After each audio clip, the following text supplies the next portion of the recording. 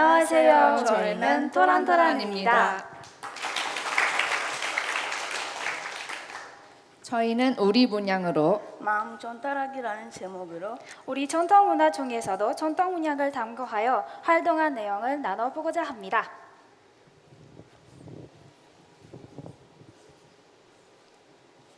한국의 풍부한 전통문화 중에서도 저희가 전통문양을 선택한 이유는 바로 문양은 눈으로 바로 먼저 들어오는 것이기 때문입니다.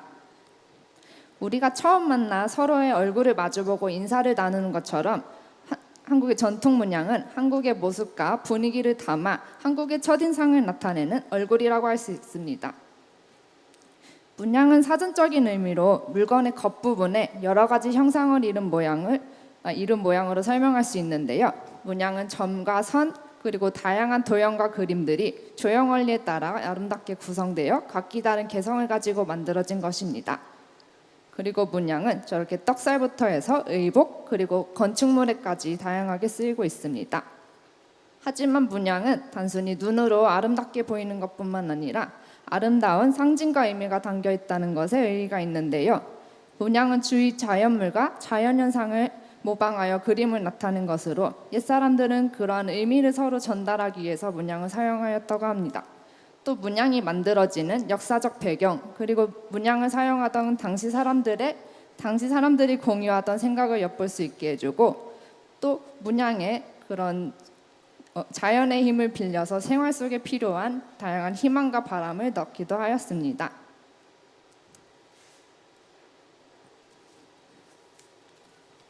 저희는 이러한 상징과 의미를 담는 전통 문양과 현대의 우리가 그림으로 소통하는 문화의 연결점을 찾았는데요. 우리는 흔히 저렇게 이모티콘이라고 부르는 것을 통해 자신의 감정과 의사를 대신 전달하기도 합니다. 이렇게 문자와 언어를 대신해서 시각적으로 간결하지만 풍부한 의미를 전달하는 전통 문양과 이모티콘이 닮아 있다고 생각하였습니다. 저희는 이러한 주제의식을 가지고 전통 문양을 한번 곳곳에서 찾아보았고요. 문양이 전달하고자 하는 의미와 이를 현대 시점에서 어떻게 재해석하고 새롭게 이용할 수 있는지 한번 생각해 보았습니다.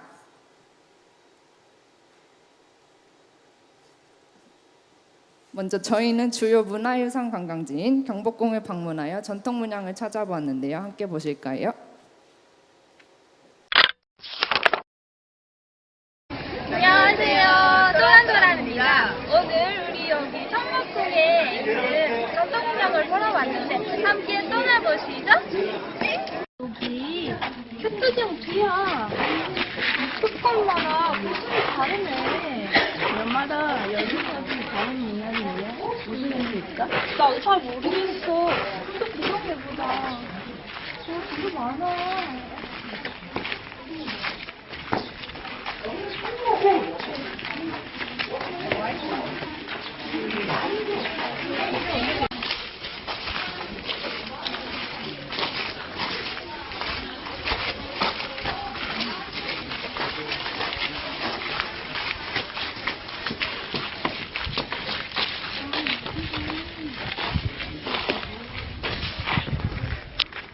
근데 이거 무슨 의미인가요? 여기 자경점이네. 다양한 문양들이 있네. 근데 어떤 의미가 가지고 있을까? 이제 알았어? 한번 걸어서 볼까?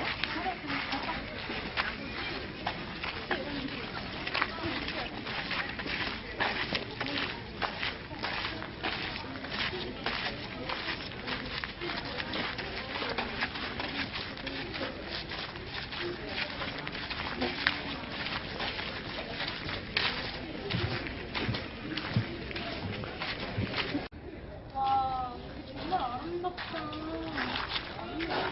진짜 너무. 근데 거기 성경판 있어. 읽어볼까? 응?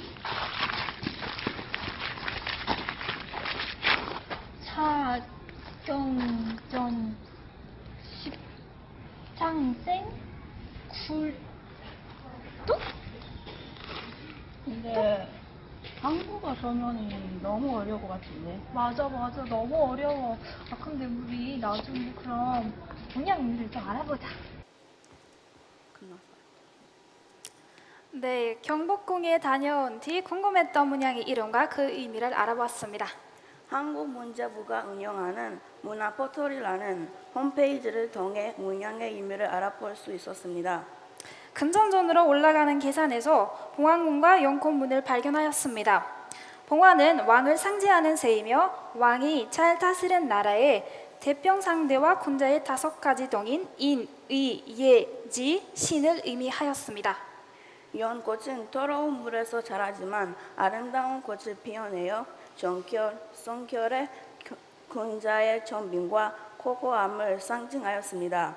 또 연꽃의 연이라는 글자와 연결하여 과거에 연달아 합격하고 연달아 자손을 얻는다는 의미로 쓰였습니다. 경복궁 교태전태에 있는 육각기둥 모양의 아미산 굴뚝이 새겨진 문양을 보러 가실까요?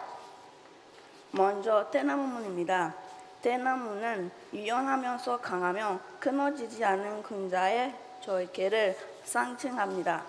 네, 옆에는 매화문입니다. 매화는 추운 겨울을 듣고 봄에 처음으로 빛는 꽃인데요. 이런 매화의 모습을 보고 옛사람들은 봄, 시선의 지조를 떠올렸다고 합니다. 이제 자경진 십장생 굴뚝이 모양도 살펴보겠습니다. 굴뚝에 있는 답장에 해, 산, 구름, 돌, 소나무, 가북, 사슴, 불로초, 학과 같은 십장생을 그려놓았습니다. 십장생을 이루는 것 중 먼저 구름을 보겠습니다. 구름은 열부터 신력들이 타고 다녀 신비롭고 비와 바람과 같이 농사가 잘 되게 돕고 만물이 살리는 존재로 인식되었습니다. 다음은 사슴문입니다. 사슴은 어치고 인자한 성품을 가져 우애를 상징합니다. 도는 항문입니다. 항은 실제로도 존재하는 새이지만 옛사람들은 항을 시선에 타는 동물이자 불사조라고 여기며 신성시했다고 합니다. 그런 의미에서 신비로우면서 우아함을 자아내는 항은 정장함과 장수 그리고 숙세를 벗어난 풍류를 상징하였다고 합니다. 다음은 소나무문입니다. 소나무는 사계절 뿌린 나무로 절개, 지조 그리고 변치 않은 우정으로 상징됩니다. 한 가지에 많은 열매를 맺고 추운 겨울을 가리지 않은 포도는 간문의 방창과 강인한 생명력을 의미하였다고 합니다. 박쥐문은 편복이라는 박쥐의 한자 이름에서 따와 복, 행복을 의미하고 불가사리문과 기신문을 나쁜 구준을 쫓기는 시소신문이라고 그렸습니다. 저희가 이렇게 전통 문양의 뜻을 풀이해드리면서 태평성대 그리고 청빈, 영생불변 그리고 풍류 등 다소 어려운 한자어들을 쓰시는 모습을 볼 수 있었는데요. 네, 저희도 많이 어려웠습니다. 이해하는데. 그리고 이 문양의 의미에 담긴 옛 사람들의 생각을 저희가 깊게는 공감하기 어려운 부분도 있었습니다. 그리고 저희는 탐구 과정에서 현대에서 전통 문양이 어떻게 사람들한테 보여지고 또 사람들이 그것을 어떻게 경험할 수 있는지 궁금해서 전통 문화 상품을 판매하는 샵을 방문하기도 했는데요. 그런 전통 문화 상품을 보면서 의외로 전통 문양과 관련된 상품이 다양하지 못하고 또 주로 의복과 관련된 것이었으며 그 의복이 아니라면 대부분 고가의 상품으로서 사람들이 좀 일반적으로 접근하기 어려운 상품들이 많다는 문제점을 볼 수 있었습니다.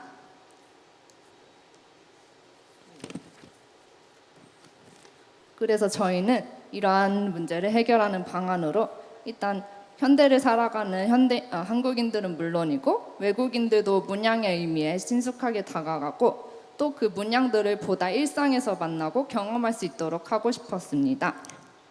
네, 우선 저희는 문양을 생각과 대화를 나누며 재해석해 봤는데요. 첫 번째 요꽃은 자식을 말 그대로 열달아 많이 낳기를 바란다는 마음에서 생명 잉태를 의미하였습니다. 옛사람들이 재치가 느껴지지 않나요? 네, 그런데 다산은 축복이지만 요즘은 아이를 낳는 것은 선택이라고 하는 사람들도 많아졌습니다.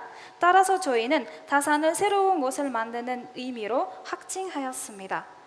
흔히 예술가들은 자신의 작품을 자식처럼 여긴다고 합니다. 그래서 저희는 좋은 생각들을 이용하여 뽐뽐 떠오른다는 뜻으로 연꽃을 재해석할 수 있었습니다. 두 번째, 구름문입니다. 구름문은 전통적으로 만물소생 건의 장수의 의미로 풀이되었습니다. 기분 전환을 하고 싶을 때 여러분은 무엇을 하시나요? 하늘을 어려다보는 건 어떤가요? 구름은 우리가 언제 어디에 있든 항상 그 자리에서 우리를 지켜주고 있는 든든한 느낌을 줍니다. 이런 구름의 모습에서 저희는 항상 저희를 지켜보고 계신 부모님의 마음이 떠올랐습니다. 세 번째, 사슴문입니다. 사슴문이 왜 우애를 상징하는지 아시나요? 사슴은 같이 무리지어 이동하면서 먹을 보다 친구들이 잘 따라오고 있는지 확인합니다. 이런 사슴의 모습에서 항상 길을 함께 가면서 이끌어주고 응원해주는 친구의 모습이 떠올랐습니다. 네, 네 번째로 포도문입니다. 포도에 주렁주렁 매달린 알맹이를 보고 있자면 저희의 마음도 풍요로워집니다.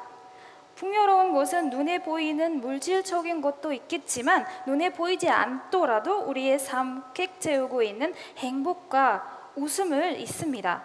그래서 포도알 하나하나를 웃음 알맹이라고 해석하여 행복한 일이 가득하기를 바란다는 마음을 담고 싶었습니다. 네, 다섯 번째는 매화문이고요. 매화는 봄을 알리는 꽃입니다. 우리 삶 속에 새 학기의 시작, 사회생활의 전날 등 그런 새로운 시작이 많이 있습니다. 그래서 저희는 매화문을 새로운 시작에 축하하고 응원하는 의미로 활용해보자 하였습니다. 여섯 번째는 학문입니다. 학은 우아하게 풍류, 즉 멋스러운 여유를 지키는 모습을 보여줍니다. 하지만 현대를 살아가는 저희는 멋스러운 풍류를 지키기에는 정말 바쁩니다.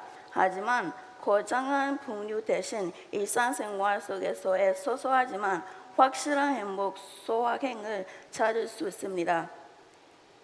네, 마지막으로 박쥐문입니다. 여러분은 박쥐하면 무슨 생각을 떠오르세요? 박쥐는 흔히 이리 붙고 저리 붙고 다녀서 의료 없이 기회주기적인 사람의 비유입니다. 하지만 이리저리 돌아다니는 것을 다르게 생각해 볼 수 있습니다. 지금은 글로벌 시대로 많은 사람들이 자유롭게 이곳저곳을 여행하고 새로운 곳을 재도전을 하고 있습니다. 저와 여러분들도 박쥐처럼 이런 꿈을 찾아 새로운 경험을 하기 위해 바로 이 자리에 모았다고 생각합니다.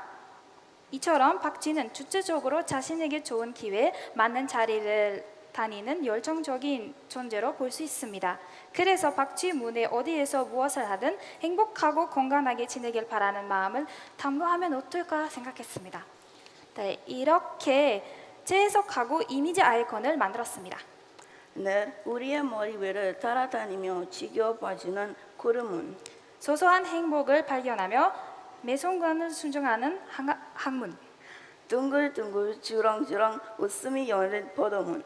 네, 늘 같이 가는 길에서 앞을 지켜주고 옆을 챙겨주는 친구인 사슴문. 앞으로 거침만개할 시작을 응원하는 매화문. 언제 어디서는 활약할 2등을 응원하는 박쥐문. 장기적인 생각에 연달아 불을 밝힐 연꽃문. 네, 이렇게 재미있는 그림과 따뜻한 메시지를 담아 표현하였습니다. 저희는 이렇게 만들어진 아이콘을 건축물과 의복이 아닌 좀 더 일상 물품들에게 적용하는 방을 생각해 보았습니다. 물건을 사용하거나 선물하면서 문양에 담긴 마음을 강조할 것입니다. 먼저 몸 건강에 늘 필요한 생수에는 구름 문양을 함께 그려 선물하고, 달콤한 한 모금에 하루를 책임지는 주스를 한 문양을 함께 그려 마음을 전달할 수 있을 것입니다.